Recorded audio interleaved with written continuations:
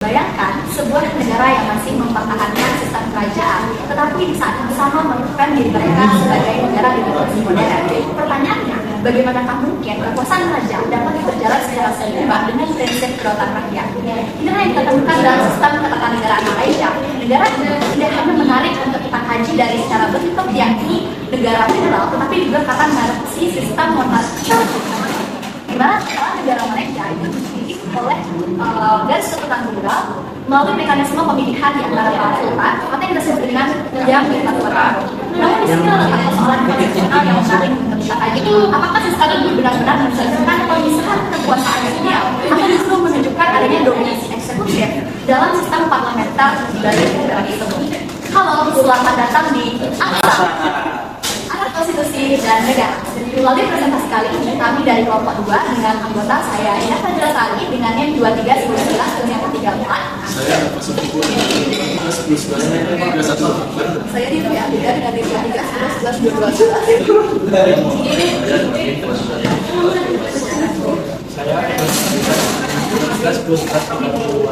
Saya Ahmad Farhan dengan NIM 23-10-11-257. Saya Muhammad Sabda Ramadan dengan NIM 23-10-1-3-1. Jadi kami ada kelompok nanti bagaimana kemudian struktur kekuasaan daripada konstitusi di Malaysia mencakup bagaimana membagi kekuasaan dan hubungan antara lembaga negara serta sejauh mana prinsip checks and balances benar-benar dijalankan dalam praktik ketatanegaraan di Malaysia. Sebelum daripada itu, mungkin kita perlu mengetahui bagaimana sistem ataupun sejarah dari konstitusi Malaysia itu sendiri. Jadi awal mulanya itu pada tahun 1874 itu ada wadahnya dari Jepang di mana itu awal mulanya adalah Inggris itu muncul sebagai penjajah di Malaysia dan memperkenalkan sistem bernama nasihat, di mana Inggris itu sebagai penasihat di Malaysia tapi ada beberapa hal yang tidak boleh diinvestasi antara lain yaitu hukum agama Islam dan setelah itu mengenai hukum adat Melayu. Terus pas forward setelah perang dunia kedua itu Inggris itu mencoba inovasi baru gitu, ada gagasan yang namanya itu Malaya itu pada tahun 1946 di mana sebenarnya Inggris mencoba menghilangkan legitimasi dari para raja-raja di Malaysia di mana kemudian rakyatnya itu tidak sehat. Akhirnya selanjutnya lagi pada tahun 1948 untuk yang namanya perjanjian tanah Malaya di mana itu mengembalikan lagi kekuasaan raja yang ada di Melayu. Kemudian pada tahun 1957 itu kan kita tahu nah itu tuh dibentuk oleh komisi yang namanya Komisi Reid. Itu komisi itu juga dari hukum internasional yang merumuskan prinsip-prinsip yang ada di Malaysia. Tapi aku penasaran apa aja sih yang ada di negara Malaysia itu? Di dalam bahas tentang prinsip dasar dari konstitusi Malaysia, ada beberapa prinsip dasar dari konstitusi Malaysia. Itu masih ini merupakan landasan prinsip dalam konstitusi Malaysia. Konstitusi federal dengan tegas menyatakan bahwa konstitusi merupakan undang-undang tertinggi dari federasi. Dan yang kedua ada sistem federal. Malaysia merupakan sistem pemerintahan dengan negara-negara berbeda. Nah, ini juga ada pemisahan kekuasaan. Nah, ada beberapa pemisahan kekuasaan di konstitusi Malaysia. Yang pertama yaitu lembaga legislatif, yang kedua eksekutif, dan yang ketiga yaitu yudikatif. Dan yang keempat ada hak asasi manusia dan kebebasan fundamental. Nah, di sini membahas tentang bagaimana hak kebebasan dari warga negara namun berbeda dengan sistem hak mutlak. Hak ini dapat dibatasi demi kepentingan umum, keamanan nasional dan ketertiban umum. Dan yang kelima ada kedudukan istimewa orang Melayu dan bumi putra. Di sini dimana peraturan agama itu memberikan perlindungan kedudukan istimewa bagi orang Melayu dan yang keenam ada kedudukan Islam sebagai agama federasi di mana agama Islam merupakan agama versi dari federasi. Maka kemudian agama lain dalam praktiknya aman dan damai di mana saja dan dalam penerbangan 27 ada sistem dan di mana Malaysia menerapkan sistem monarki dengan dirajai atau dikepalai oleh kepala negara itu dinamai dengan Ketua Agong. Karena Ketua Agong memberikan nasihat kepada Perdana Menteri dan Dewan Menteri. Nah, berikut kepada dinamika perubahan konstitusi Malaysia ada beberapa dinamika. Yang pertama yaitu amandemen dengan mayoritas 2/3, yang kedua ada amandemen dengan mayoritas 2/3 dan persetujuan majelis saja. Dan yang ketiga ada amandemen dengan mayoritas 2/3 dan persetujuan yang diperoleh di Sabah dan Sarawak. Dan yang keempat ada prosedur teknis amandemen konstitusi mungkin itu menerapkan dinamika yang dihadapi dalam konstitusi Malaysia.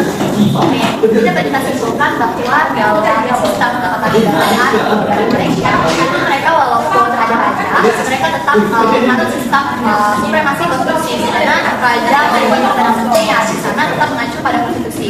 Nah, kemudian di konstitusi itu terdapat beberapa struktur negara. Mungkin kita bahas dari pertama ada lembaga eksekutif. Nah, perlu kita ketahui sebelum kita membahas lembaga eksekutif, perlu kita tahu bahwa bentuk negara daripada negara Malaysia adalah negara federal, di mana mereka terdiri dari 13 negara bagian dan ada 3 wilayah pemerintahan. Di mana untuk kepala negara itu dipimpin oleh yang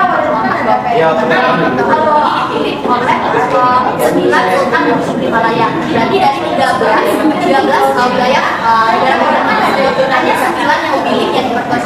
Dan untuk masa jabatannya itu berbeda dari 9 wilayah tadi. Sedangkan untuk tempat lainnya mereka tidak ikut memilih. Dan juga 4 negara lain yang tidak memilih itu ada di Pulau Pinang, Melaka, Sabah, dan Sarawak. Di mana negara bagian ini tidak ada penguasa di sana tanpa turun-temurun, sehingga untuk penguasa di 4 negara ini dipimpin oleh gubernur yang ditunjuk oleh yang Ketua Agong sebagai kepala negara bagian. Kemudian untuk dasar hukum kepala negara yakni yang Ketua Agong itu ada di pasal 32 Konstitusi Federal Malaysia. Kemudian yang menegaskan bahwa di pasal 40 bahwa yang Ketua Agong tersebut menjalankan kewenangan berdasarkan nasihat daripada kabinet. Artinya Malaysia itu tidak menganut sistem monarki absolut, melainkan adanya monarki terbatas oleh konstitusi. Dia berfungsi sebagai simbolik daripada negara besar, sedangkan kekuasaan pemerintahan itu dijalankan oleh organ politik ataupun kabinet yang ada dalam pemerintahan. Kemudian dalam sistem eksekutif mereka dapat kita lihat bahwa mereka itu menganut sistem parlementer, di mana untuk kekuasaan negara itu dipimpin oleh seperti negara-negara parlementer gitu. Jadi ada perdana menteri yang menjalankan kabinet-kabinetnya nanti. Nah, jadi begitu untuk sistem dari eksekutif di Malaysia. Jadi kita mungkin di setiap negara-negara federal mereka mempunyai perdana menterinya sendiri dan nanti ada ketua menterinya juga. Jadi mereka menjalankan kewenangan pemerintahan itu berdasarkan negara-negara bagian. Nah, kemudian untuk yang kedua itu ada sistem legislatif Malaysia gitu. Jadi kita perlu tahu bagaimana sistem legislatif Malaysia karena mereka ini kan merupakan negara bagian, artinya berbeda dengan Indonesia gitu. Jadi untuk sistem legislatif di Malaysia itu mereka mengambil sistem bentuk parlemen Malaysia yang berasal pada sistem Westminster, sistem dari Inggris. Di mana dalam sistem ini lembaga legislatif itu disebut sebagai parlemen gitu. Jadi kekuasaan utamanya adalah membentuk undang-undang sekaligus menjadi pusat presidensial daripada Indonesia. Jadi untuk sistem parlemen Malaysia itu ada 3 teman-teman. Pertama itu ada yang Ketua Agong. Jadi yang Ketua Agong ini kan aku sudah bilang sebelumnya kalau dia itu adalah kepala negara gitu. Tapi dia juga ada peran dalam lembaga eksekutif gitu. Jadi dia tidak menjalankan lembaga eksekutif seperti Indonesia kayak membuat undang-undang bersama DPR. Tapi dalam konteks legislatif kewenangan daripada yang Ketua Agong itu yang pertama adalah memanggil, menentukan dan juga membubarkan parlemen. Terus yang kedua dia ada politik dan setiausaha Dewan Negara dan Dewan Rakyat. Terus yang ketiga adalah memberi perkenaan kepada rancangan undang-undang yang telah disetujui oleh kedua kamar. Jadi dia memberikan persetujuan aja untuk undang-undang yang telah disetujui oleh Dewan Rakyat dan Dewan Negara. Kemudian untuk yang kedua itu adalah pemilihan legislatif di Malaysia itu atau kita sebut juga Dewan Rakyat. Nah, sebenarnya untuk sistem legislatif di negara Malaysia itu sama dengan Indonesia. Jadi dia menganut kami tahap ada 2. Pertama itu ada Dewan Rakyat, yang kedua ada Dewan Negara. Nah, apa beda antara Dewan Rakyat dan Dewan Negara? Kalau Dewan Rakyat itu merupakan kamar representasi daripada sistem parlemen, di mana fungsinya adalah representasi langsung daripada rakyat. Namanya adalah menjalankan diri langsung oleh masyarakat atau pihak selama 4 hari dan fungsi utamanya adalah pertama adalah membahas dan mengesahkan rancangan undang-undang. Terus yang kedua ada dia mengawasi dari jalan eksekutif dan yang ketiga dia memberikan konsultasi rakyat. Jadi untuk Dewan itu hampir sama di Indonesia karena Dewan Perwakilan Rakyat ini langsung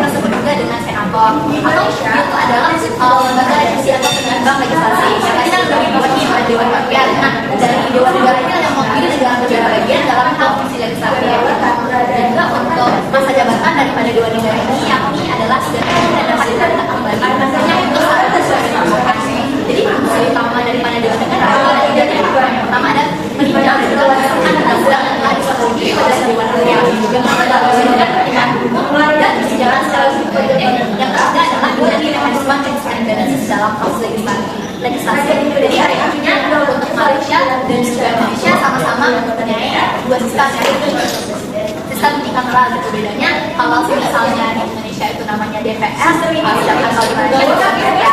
Kalau misalnya di Indonesia itu Dewan Perwakilan Daerah dan di Indonesia misalnya itu namanya Dewan Negara. Kita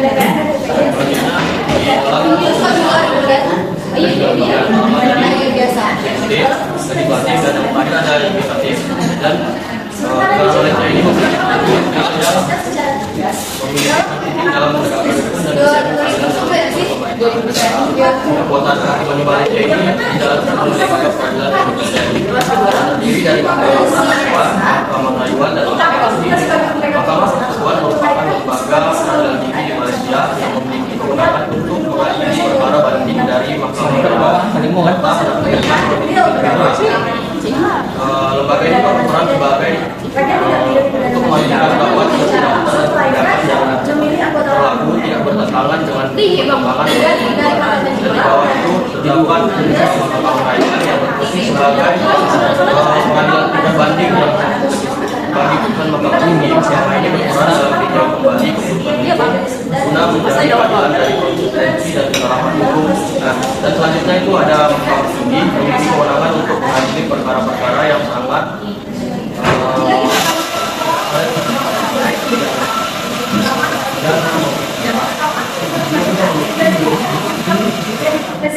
jurisdiksi mudah yang serta selamat dan selain itu, Malaysia juga mengenal adanya sistem peradilan syariah yang menanggapi perkara yang berkaitan dengan Islam, khususnya bagi warga negara Islam atau Muslim. Sistem ini berjalan secara paralel bagi warga negara yang beragama Islam. Sistem ini seperti sistem peradilan sipil, namun memiliki batasan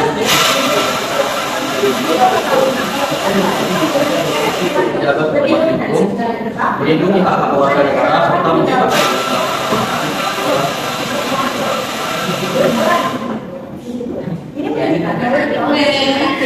tadi sudah dijelasin nih sama Ida sama Aliana tentang pemerintahan Malaysia. Ternyata masyarakat Indonesia masih berkata itu punya struktur pemerintahan yang tapi banyak bedanya juga. Bisa nggak sih dari apa sih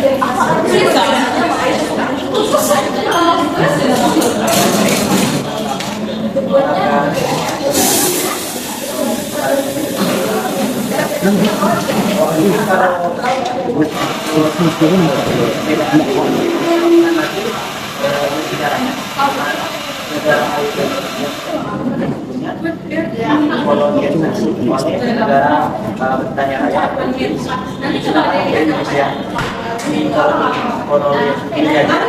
oleh negara Belanda. Maka dengan negara yang berbeda yang menganut sistem pemerintahan dan negara yang berbeda, maka pengaruhnya juga akan membuat perbedaan antara Malaysia dan Indonesia. Untuk Indonesia sendiri,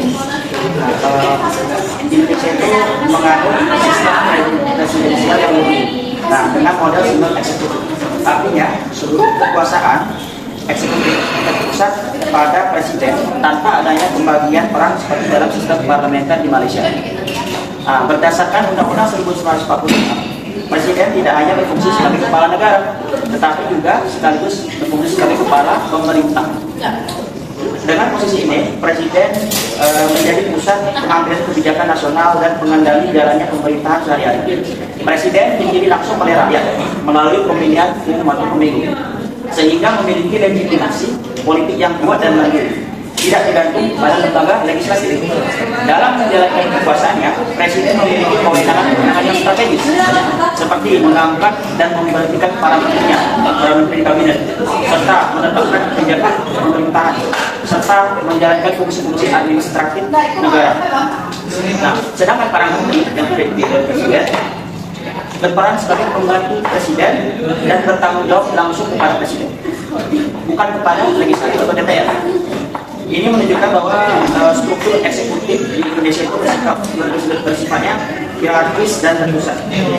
Nah, di sisi lain, hubungan presiden dengan DPR bersifat terpisah secara tegas. Presiden memang bekerja sama dengan DPR dalam menentukan undang-undang, dalam persetujuan negara, tetapi keduanya tidak bisa saling menjatuhkan.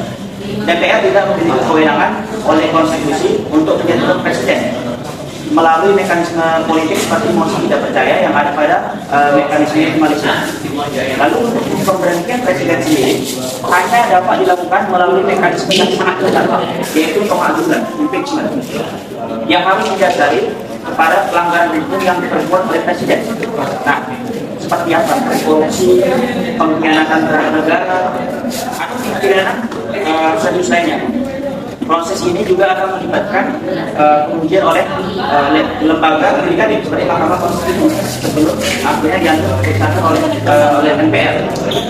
Nah, dengan demikian, eksekutif di Indonesia itu dirancang untuk menciptakan stabilitas pemerintahan dengan masa jabatannya yang pasti 5 tahun, sekaligus menjaga agar kekuasaan ini tetap berada dalam koridor konstitusi melalui mekanisme pengawasan hukum, bukan tekanan politik semata. Baik. Berarti beda ya saksi antara Indonesia manusia itu berarti melewati lembaga lain untuk konstitusi dan juga DPR. Sedangkan kalau di Malaysia yang dia baca untuk sistem eksekutifnya itu kan perdana menteri dan bisa tidak percaya gitu. Mungkin tadi yang sudah disampaikan kebetulan mungkin dengan perbandingan sistem kemudian saya menyambung dengan bagaimana sih perbedaan antara Indonesia dan Indonesia. Ini kalau kita berbicara tentang perbandingan kedua negara, maka kita harus membandingkan dulu bagaimana terkait dengan karakteristik dari legislatif Indonesia dan Indonesia. Maka saya sampaikan beberapa poin terkait dengan perbedaan karakteristik. Yang pertama yaitu terkait dengan model majelisnya.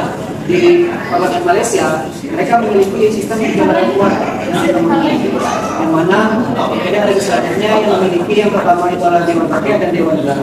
Kemudian di Indonesia, sistem legislatifnya yaitu Ketua Umum, yang mana sentralisasi kekuasaan legislatif itu ada di DPR, sedangkan DPD dan itu ada sekitar 15 saja yang memiliki keterampilan dari kemudian terkait dengan mekanisme pemilihan dari majelis legislatifnya. Kalau Malaysia itu yang negara itu melalui pemilihan oleh yang diperlukan Perdana Menteri dan juga pemilihan oleh Dewan Negeri. Kemudian dengan Malaysia tidak seluruh anggota DPD, DPR itu dipilih langsung oleh rakyat melalui pemilu. Kemudian bagaimana dengan pemusatan kekuasaan regulasi antara Malaysia dan Indonesia? Kalau Malaysia Dewan Rakyat memiliki dominasi, sedangkan Dewan Negara berfungsi sebagai majelis peninjau. Sedangkan di Indonesia, kekuasaan legislasi itu terkonsentrasi secara mutlak di DPR dan juga DPD hanya berfungsi sebagai cipta diskresi atau parsial untuk keputusan. Kemudian bagaimana terkait dengan hak pembuat legislatif antara Malaysia dan Indonesia? Jika Malaysia Perdana Menteri dapat menasihati untuk membubarkan pertemuan parlemen sebelum masa tugas Perdana Menteri yang tidak bisa Perdana Menteri mempertimbangkan apakah legislasi ini bisa dibubarkan atau dibubarkan atau tidak. Sedangkan di Indonesia, presiden sebagai kekuasaan tertinggi eksekutif yang tidak memiliki kewenangan membubarkan juga membubarkan itu sesuai dengan pasal 7 kemudian kita sudah membahas bagaimana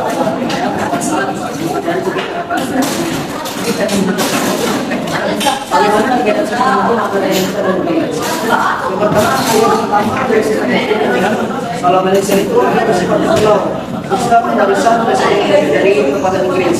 Sedangkan dari Indonesia, dia memiliki sistem civil law atau sistem pewarisan kualifikasi dalam negeri. Dari yang ini maka tak bisa melihat bahwasannya Malaysia itu bisa kalau kekuasaan Inggris, sedangkan Indonesia kemudian bagaimana dengan kewenangan hukum agama antara kedua negara tersebut? Di dalam Malaysia, dia memiliki makhluk syariah, negeri memiliki otonomi siap semua melakukan regulasi moral dan kebalikan lokal yang memiliki hukum lokal. Kemudian sedangkan di Indonesia, Pengadilan agama dan itu aspek perdata saja. Perdata komersial itu dengan aturan tata dan sosialisasi secara nasional. Mungkin itu tadi saya sampaikan yang terkait dengan perbedaan legislatif antara Indonesia dan sekaligus proses hukum kewarganegaraan. Yang udah dijelasin tentang perbedaan antara Malaysia dan Indonesia. Sekarang kita pengen pindah ke Malaysia lagi. Terus aku penasaran implementasinya. Ada nggak tantangan tentang sedikit Excel boleh jelaskan?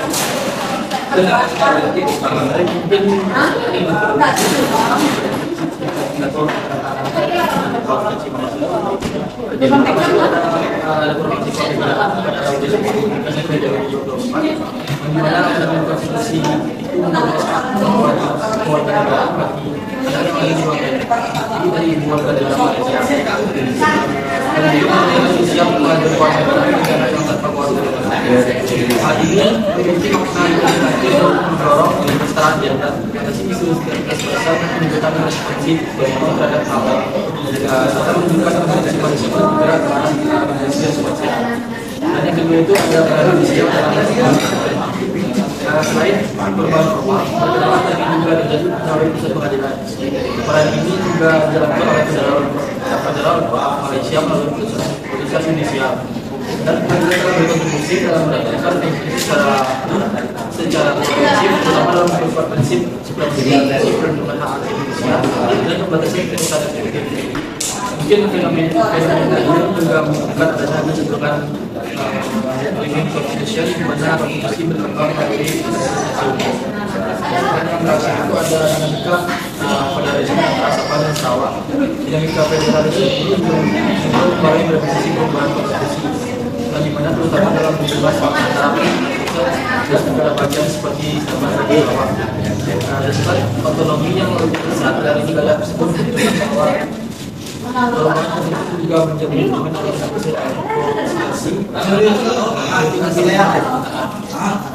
mungkin saling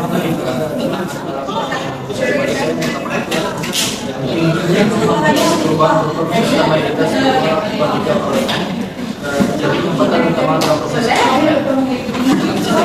semakin terfragmentasi jadi yang tersebut menjadi sulit sehingga banyak organisasi sudah dapat direalisasikan.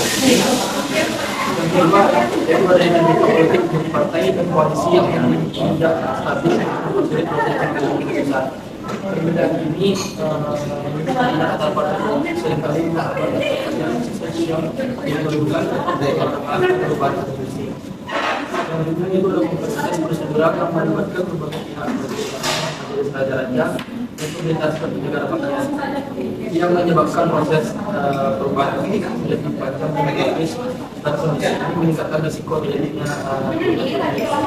mungkin kesimpulan dari implementasi tersebut untuk perubahan konstitusi di Malaysia ini mungkin bisa menemukan dinamika yang progres perubahan reformasi dan reformasi struktural meskipun terdapat yang sudah menganggap menghadapi berbagai pertanyaan terutama dari aspek politik dan prosedural. Karena demikian keberhasilan perubahan konstitusi Indonesia itu kedepannya akan sangat tergantung pada kemampuan politik dan ekonomi dan menjaga stabilitas pemerintahan tetap memperkuat independensi lembaga hukum. Selain itu dalam kesimpulan ini juga stabilitas dan stabilitas konstitusi menjadi kunci dalam pada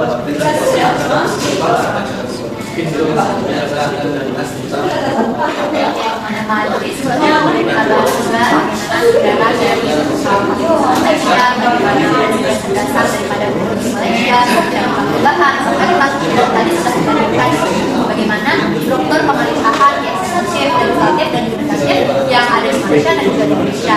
Artinya walaupun kita hidup di negara yang berdampingan, pada akhirnya sistem pemerintahan kita itu berbeda gitu karena adanya pengaruh tadi yang kayak dibilang bahwa ada pengaruh dari kalau Malaysia itu dari Inggris, kalau Indonesia itu dari Belanda gitu. Jadi kita mempunyai sistem hukum yang berbeda. Kemudian kita lihat juga mekanisme pembagian kekuasaan antara legislatif, eksekutif dan yudikatif mereka menunjukkan bahwa model tata negara itu berbeda di Indonesia. Namun menurut saya pribadi, walaupun kita memiliki perbedaan yang secara sistem itu berbeda, namun mungkin ada beberapa hal-hal yang masih bisa kita ambil dari negara Malaysia